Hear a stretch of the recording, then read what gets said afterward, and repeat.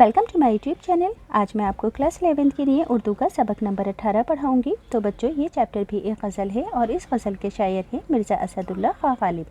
जैसा कि मैं हर बार बताती हूँ कि गज़ल से मुतालिक अहम सवालात आपसे एग्ज़ाम में ज़रूर पूछे जाएंगे। तो सबक नंबर 10 में मैंने गज़ल से मुतालिक सभी अहम मालूमात बताई है। आप सबक नंबर 10 को एक बार ज़रूर ध्यान से देखेंगे। मतला, मक्ता, रदीफ़ और काफ़िया की पहचान किस तरह से की जाती है, इससे मुतालिक सवाल जवाब भी एग्ज़ाम में ज़रूर आएंगे। तो इसके लिए 3-4 मिनट की वीडियो है जो कि मैं डिस्क्रिप्शन में डाल दूँगी, आप देखिएगा ज़रूर। तो सबसे पहले हम शायर के बारे में पढ़ेंगे, क्योंकि एग्ज़ाम में शायर से मुतालिक भी पूछा जाएगा आपसे। मिर्ज़ा असदुल्ला खां गालिब, इनकी पैदाइश 1797 में हुई और इनका इंतकाल 1869 में हुआ। गालिब आगरा में पैदा हुए। दादा, बाप और फिर चाचा की मौत के बाद इनके नाना ने इनकी परवरिश की। 13 साल की उम्र में गालिब की शादी दिल्ली के एक मोअज़्ज़िज़ यानी कि बड़े ख़ानदान में हो गई। शादी के कुछ अरसे बाद वे दिल्ली आ गए और आखिरी दम तक दिल्ली में ही रहे। गालिब उर्दू के एक अजीम यानी कि महान शायर थे। इन्होंने पहले असद और बाद में गालिब तखल्लुस इख्तियार किया, यानी कि इन्होंने पहले असद नाम से शायरी की और बाद में गालिब नाम से।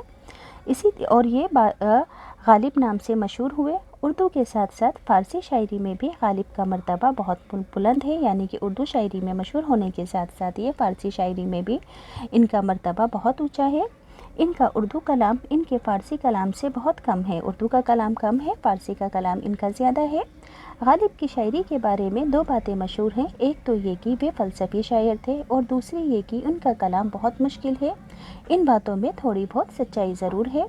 गालिब की शायरी इस मायने में फ़लसफ़ियाना है कि इनके कलाम में ज़िंदगी और कायनात की बहुत सी नाजुक और बारीक बारीक बातों की तरफ इशारे मिलते हैं। ये भी सही है कि गालिब के कलाम में फ़िक्र का अंसुर ज़्यादा होता है। इनकी शायरी हमें नई नई दुनियाओं की सैर कराती है। ज़िंदगी का कोई मरहला ऐसा ना होगा जिस पर हमने किसी न किसी शेर के ज़रिए इजहार राय न कर सके। गालिब ने कसीदा, रुबाई, कताअत वग़ैरह भी लिखे, लेकिन गज़ल गो के अलावा कसीदे गो की हैसियत से इनका मर्तबा बहुत ऊंचा है। ख़तूत निगारी में भी गालिब ने बड़ी शोहरत हासिल की है, यानी कि ख़तूत लिखने में। इनकी उर्दू ख़तूत के 2 मजमूए हैं, ऊदे हिंदी और उर्दू मौला, बहुत ज़्यादा मारूफ़ हैं। बच्चों, अल्फाज मायने पढ़ लेते हैं, क्योंकि एग्ज़ाम में 2-4 अल्फाज मायने ज़रूर पूछे जाते हैं। इब्ने मरियम यानी कि मरियम का बेटा यानी कि हज़रत ईसा अलैहिस्सलाम। जुनू यानी कि दीवानगी। हाजितमंद यानी कि ज़रूरतमंद। हाजित रवा करना यानी कि ज़रूरत पूरी करना। गिला कहते हैं शिकवे को। तो पहला शेर पढ़कर बताती हूँ। इब्ने मरियम हुआ करे कोई, मेरे दुख की दवा करे कोई। तो पहले सया को सबक लिखोगे, लिखना मस्ट होता है। तो यहाँ पर एक शेर है तो लिखोगे झेल शेर, दरसी किताब अशार नहीं लिखोगे। झेल शेर दरसी किताब गुलिस्तान अदब में शामिल मिर्ज़ा असदुल्ला खां गालिब की गज़ल से लिए गए हैं। तशरीह है। हज़रत मरियम के बेटे हज़रत ईसा थे, जिन्हें अल्लाह ने ये मौजज़ा अता किया था कि वे मुर्दों को ज़िंदा और बीमारों की दुख दर्द और बीमारी दूर किया करते थे। इस बात के पेश नज़र गालिब कहते हैं कि अगर कोई इब्ने मरियम यानी कि ईसा अलैहिस्सलाम है तो मैं तो उन्हें जब मसीहा समझूंगा जब वे मेरे दुख दर्द का इलाज कर देंगे। गालिब ने ऐसा इसलिए कहा है कि वे इश्क के रोग में मुब्तला है और इश्क जिस्मानी मर्ज़ या दुख दर्द नहीं है, खलल है दिमाग का, और दिमाग के इस खलल को शायद ही कोई मसीहा दूर कर सके। नेक्स्ट है बिक रहा हूँ जुनू में क्या क्या कुछ न समझिए खुदा करे कोई। तो पहले सया को सबक लिखना, फिर तशरीह लिखना। गालिब कहते हैं कि मैं आलम जुनू में क्या क्या बक रहा हूँ जुनू में क्या क्या कुछ ना समझे खुदा करे कोई। गालिब कहते हैं कि मैं आलम जुनू में क्या क्या बक रहा हूँ, खुदा करे कोई मेरी बातों को ना समझे। मतलब ये है कि जुनूनी हालत में आदमी जो कुछ कहता है उसका उसे होश नहीं होता, और कभी कभी ऐसी बातें भी कह जाता है जो उसे नहीं कहनी चाहिए। गालिब ने इसी तरफ इशारा किया है कि खुदा करे इन बातों का मतलब कोई ना समझ सके। अगला शेर है। बात पर ता ज़बान कटती है, वो कहें और सुना करे कोई। साया को सबक लिखने के बाद तशरीह लिखोगे कि इस शेर में गालिब ने महबूब की सिफा की कोई खूबसूरत अंदाज में बयान किया है सफ़ा को। उनका कहना है कि महबूब की महफिल का ये आलम है कि हम कोई भी बात करें तो उसे दरमियान में यानी कि बीच में ही काट दिया जाता है। یا زبان کاٹنے کا حکم دے دیا جاتا ہے۔ بس وہ چاہتے ہیں کہ وہ جو کہیں سبھی کو سب اسی کو سنیں، کوئی دوسری بات نہ کریں۔ یعنی کہ یہاں پر شاعر نے کہا ہے کہ ہمارا محبوب ایسا ہے کہ وہ صرف اپنی بات کہنا چاہتا ہے اور ہماری بات نہیں سننا چاہتا۔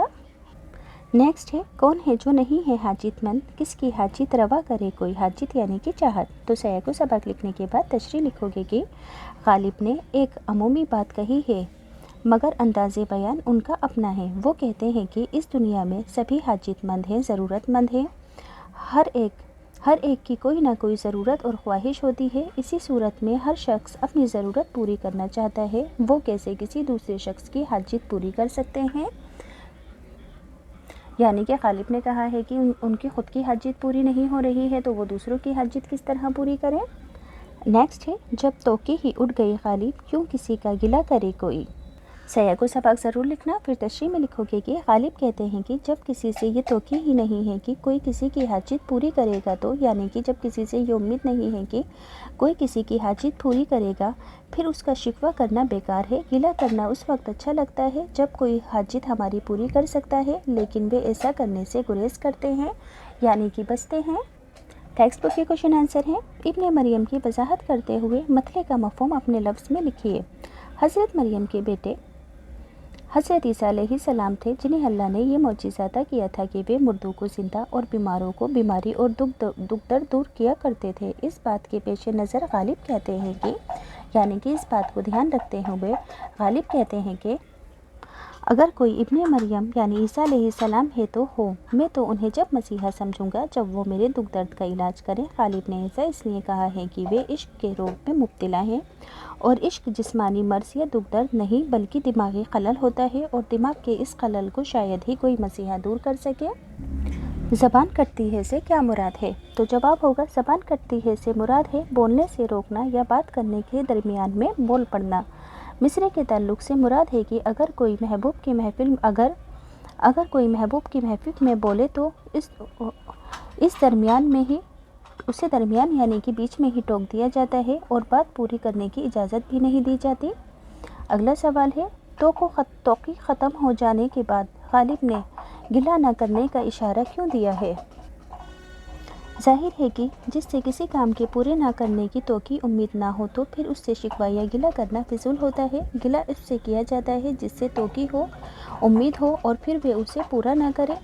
غالب نے اسی طرف اشارہ کیا ہے۔ تو یہاں سے یہ چیپٹر کمپلیٹ ہوا۔ اگلی ویڈیو میں ان کی میں آپ کو مرزا اسد اللہ خان غالب کی دوسری ویڈیو اپلوڈ کروں گی۔